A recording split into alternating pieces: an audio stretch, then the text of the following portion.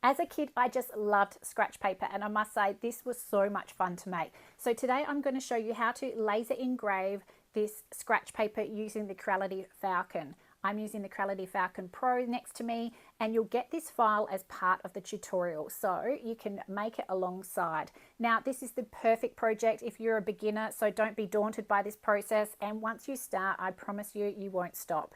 It's a fairly inexpensive project because you get heaps of sheets in a pack, so you won't be stopping at just this one, I promise you. So let's get started, and I'll give you some tips along the way about how to prepare your files to be laser engraved on scratch paper. If you have a photograph, for example, and you're wanting to engrave it on scratch paper, you're going to need to make it a black and white image. Now, when I say black and white, I don't mean grayscale, where you have a tonal range of grays, because with scratch paper, you've either engraved it or you haven't.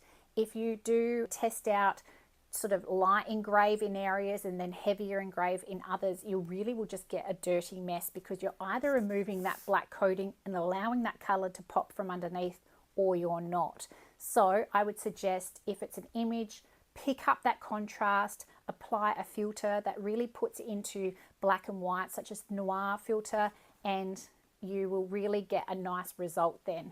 I did actually make this book, which is a laminated piece of scratch paper, and as you can see, again, it's come up really nicely using that black or white type of effect. So if you're doing your own image, pick up that contrast, put on a filter, and really make that image black or white. Here we are in LightBurn, and as you can see, I've got my image to be engraved on the workspace. I've got my Falcon Pro 60-watt laser set up via USB, and it is ready. If I take you now to the Cuts and Layers tab, you can see the mode is set to fill for engrave, the speed 19,000 millimeters per minute, and the power 16%. I have the air turned off because it is an engrave. I'm going to be using the precise 22-watt mode on my Falcon Pro, and I have the line interval set to 0.06 for a really nice fine engrave. Now I'm going to take you to the laser, and I will be framing and pressing start. Now, if you do have the camera control, it is brilliant. Let me just show you how quick and easy it is to frame using the camera function.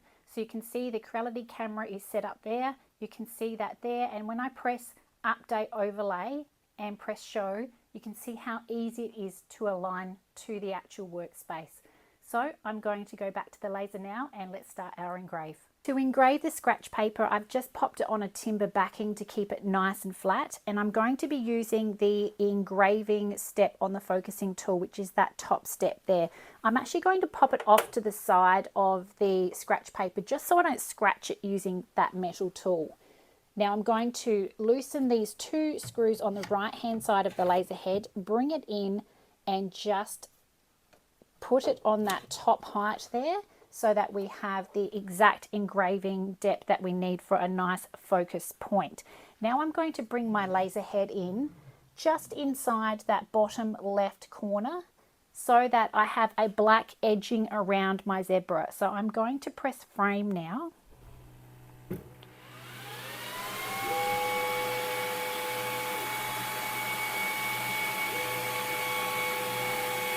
And that's framing up really nicely. I'm using start from current position, so it is starting from where I've put my laser head manually, so I'm ready to press start and start this project.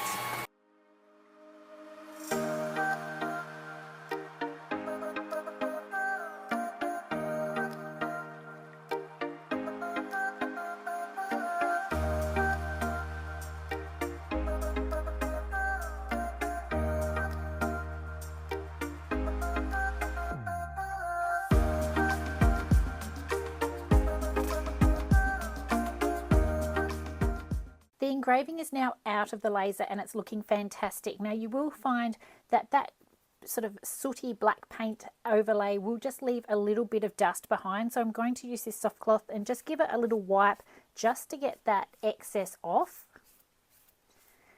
Now use something nice and soft because you don't want to scratch that black layer and you reveal any more of the underneath colour. I'm now going to use a satin spray varnish just to seal this engraving and stop it from being bumped and more of that black coming off. So I'm going to spray that now.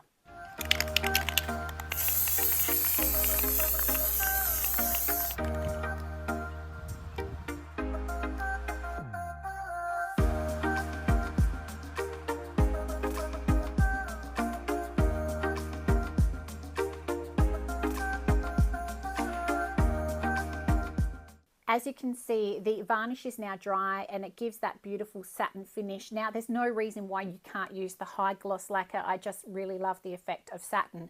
And you'll find that it does actually give that color a bit of a pop once you spray it with the lacquer, and it gives that nice sheen on the black, which was very, very like dead black. It didn't sort of have any shine to it at all. It is fairly strong now that it's been lacquered, in the fact that if you're framing this piece or, you know, putting it up on the wall, it's probably not going to scratch unless you really dig a fingernail or something metal into it. However, it's not bulletproof.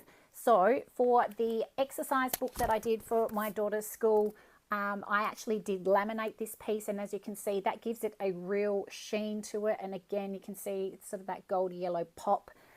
It looks fantastic. So it's a little bit sad that cassette tapes are now so retro, but I think you'll agree, you know, it really does make this very bulletproof. You're not going to be able to scratch that. As for this one, you know, if I'm scratching with my fingernail, it's not coming off, but, you know, it's not going to be as strong as you laminate it. So keep that in mind, depending on whether you're framing your piece, sticking it on the wall as is like a poster, or, you know, using it every day on the front cover of a book, for example. But I think you'll agree, you know, the finish is fantastic, and I'm really pleased with the way the zebra came out. Thanks so much for watching today. I hope you've enjoyed this tutorial of the zebra wearing sunglasses, and I'd love to see the projects that you laser engrave on this scratch paper. Now, there are multiple colors in the packs, and it's a mystery as to what color you're going to get when you pop it down on the laser bed. So I have engraved also on pink and green, and they look fantastic too.